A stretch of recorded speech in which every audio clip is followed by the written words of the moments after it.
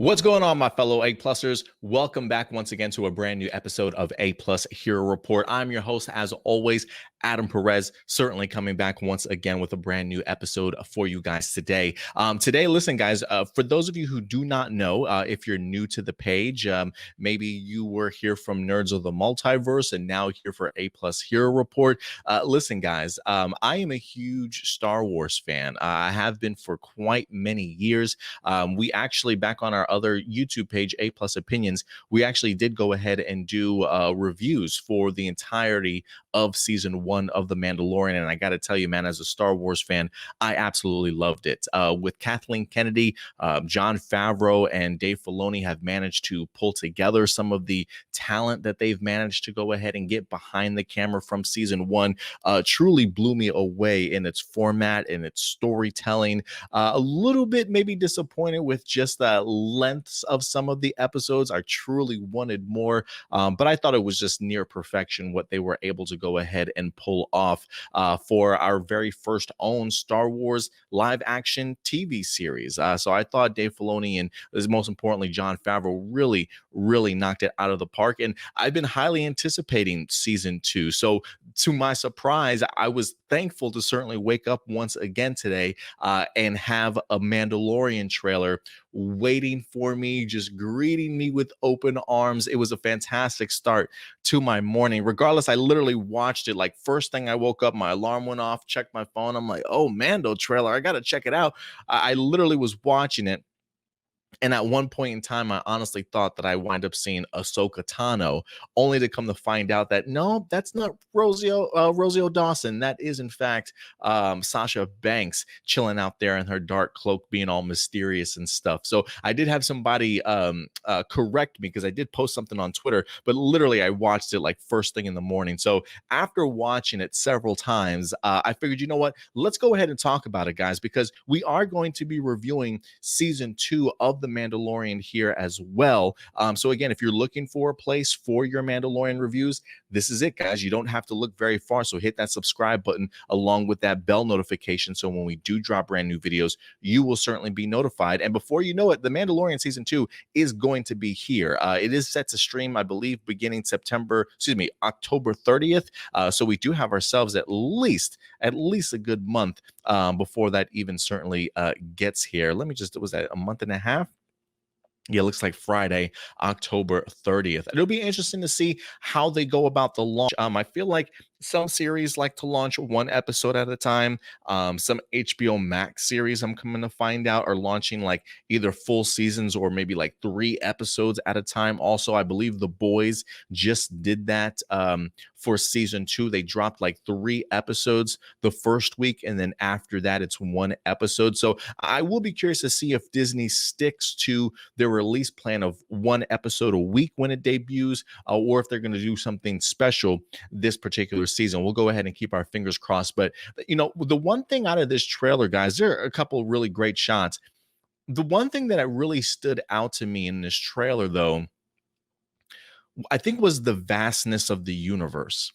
I feel like when it came to season 1, a lot of the areas for the most part that we hung out in were like really sandy, Tatooine, wherever, like a ton of sand planets, with the exception of maybe the episode that Bryce Dallas Howard wind up doing. It seemed like there was some forests out there. And then, of course, we had the space episode where they were trying to rescue like one of their cohorts that was like in prison on an Imperial prison out in space. That was pretty interesting also. But for the most part, I feel like we were pretty much on like a sand planet, or just a lot of gravel and stone and rock. But when you look at this particular trailer, man, and we've got something that looks like Hoth here. It seems as though we're like in the dark underground of certain cities and stuff. I mean, I really do feel as though they're branching off into the universe a little bit more, allowing us, oceans and stuff, right? So they really are at least expanding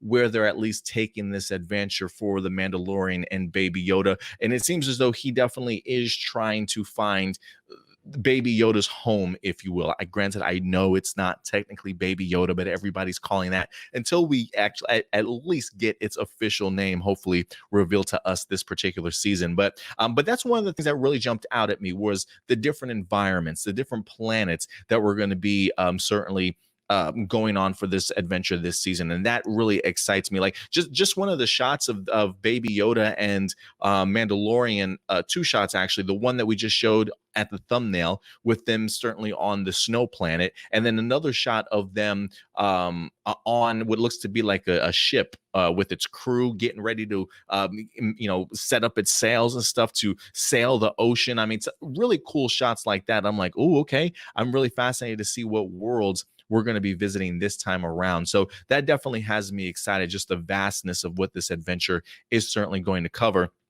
But we start off this trailer really seeing the Razor Crest badly damaged, just kind of floating out into space. I'm wondering if this is something that how it's going to open for season 2, because I believe the last time that we saw Mando and Baby Yoda, they were in fact leaving the planet together on the Razor Crest, really setting off for their adventure. So I'm wondering if this is where we pick back up and exactly how much time certainly has passed since the last time that we saw these particular characters.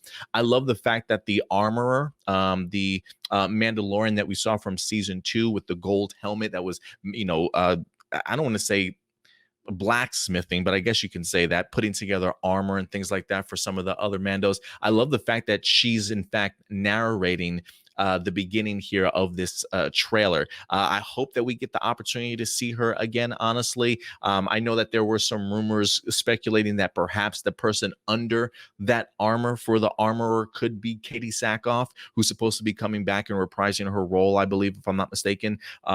So we'll see what happens there. But I do love the fact that we get the armorer narrating, because it at least gives you a brief recap and at least an idea of what the adventure is going to be here. The idea that she sent him on a mission to go ahead and deliver Baby Yoda to certainly where he belongs. The idea of, so at least that gives you an idea of the mission, along with just bringing up the sense of the Mandalorian war that happened between the Mandos and the Jedi at one point in time. So, the fact that we're going to get that connection, that collision between the Jedi and Mandalorian here really has me excited. Now, the debut and just the reveal of Sasha Banks in here, I thought was pretty telling. At first, I honestly thought that it was Ahsoka, because I'm so used to seeing her in some sort of cloak. Now, they haven't given out exactly who Sasha Banks is supposed to be playing, but early speculation was certainly saying that she could be I just drew a complete blank from Star Wars Rebels. Sabine, excuse me. Thank you. Sorry about the delay, guys. But Sasha Banks could be, in fact, playing Sabine, who is also a Mandalorian. I think that probably fits really well, honestly, just because of the fact of, if we are going to be focusing more on Mandalorian history, bringing back some of the Mandalorians from Star Wars Rebels also, I feel as though Sasha Banks could fit that role as Sabine absolutely perfectly. But the cloak is certainly throwing me off. She definitely has that vibe of Jedi. Who knows? Maybe she's somehow a Ahsoka apprentice. You know what I mean? Maybe her master is in fact Ahsoka, and she's the apprentice to her. Who certainly knows? But considering the fact of where we last saw Sabine and Ahsoka at the end of Star Wars Rebels, I believe with that time jump at the end of Star Wars Rebels, that would put them around this particular time period of the Mandalorian. So I wouldn't be surprised if they are still sort of attached at the hip, if you will, certainly still on their own missions or whatever the case may be.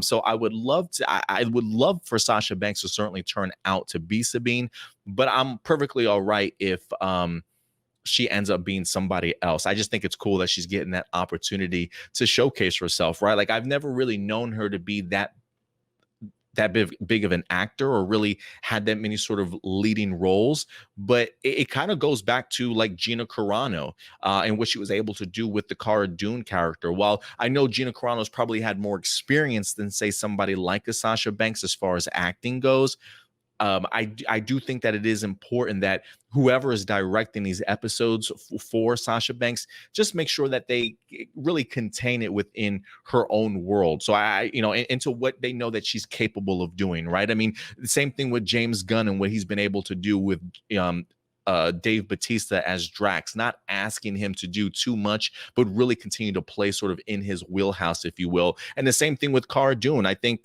when it comes to Gina Carano, I think that they've certainly given her material that fits who she is as a person, the idea of her, the physicality and things like that, and haven't demanded too much of her when it comes to her acting and performances. But she's had that opportunity to work with such great directors that really know how to bring the best out of her. And so I'm really hoping that that's what we get here with Sasha Banks. I mean, granted, she is a wrestler, right? She does have to perform and go out there and put on some sort of act, if you will. I'm hoping that that ability to do that carries over, and she's got some really great support system to really help her along the way, because I think she could be really something special in here, especially if she's going to end up being Sabine or whoever the case may be. But those are just some of the things that jumped out at me.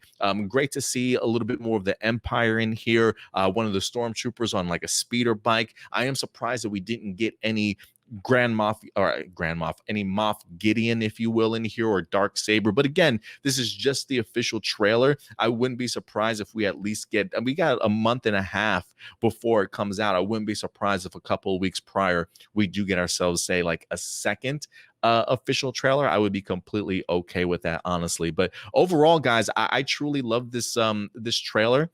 Got me excited. I mean, I don't think it was anything too over the top that really just is like, whoa, I can't believe it.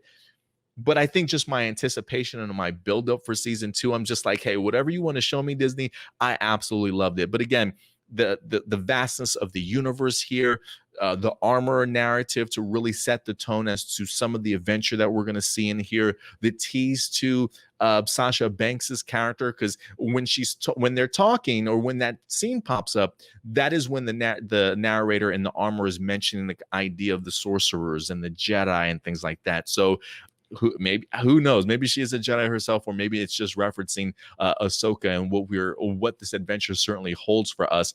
Baby Yoda's fantastic. And I will say this, 2 more things real quick. I'm sorry. I loved also just seeing the underground of some of these worlds that we're going to be going to also. I love the line that Mando gives saying like, I don't go anywhere without him, or he doesn't go anywhere without me, because they're just, they're he's not letting Baby Yoda out of his sight.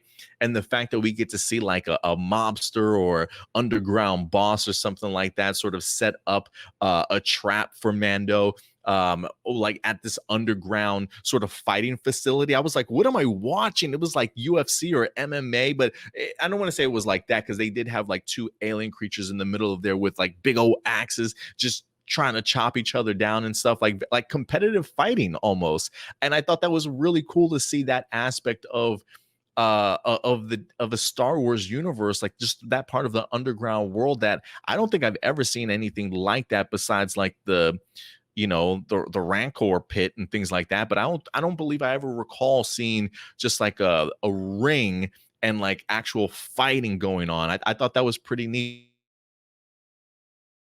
also. So to see that, along with one of my favorite scenes, by far my favorite scenes, just before the fight breaks out between Mandalorian and these other goons. I love when you see Mandalorian's wrist and those missiles come out that we saw him utilize in season 1, and Baby Yoda's like, oh, I know it's coming, and like closes himself in his capsule. I thought it was brilliant. Like Baby Yoda's like, it's about to go down, bye guys, and he just ducks out of there. I absolutely love it. The personality, the swag of Baby Yoda, it's absolutely perfect, honestly. But other than that, guys, I really enjoyed it. I certainly hope that you guys did too. Let me ask you, the purpose of teasers is to get you excited for certainly what's coming, or to at least raise your anticipation for what's certainly coming.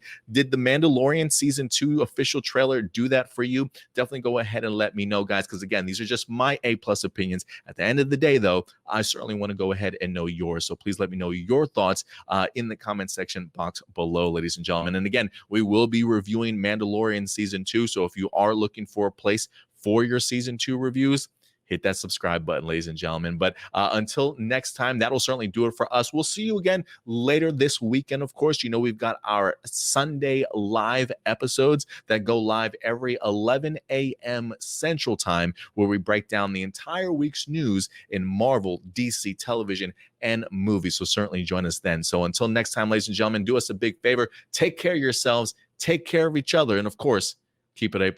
I'll talk to you later. Bye.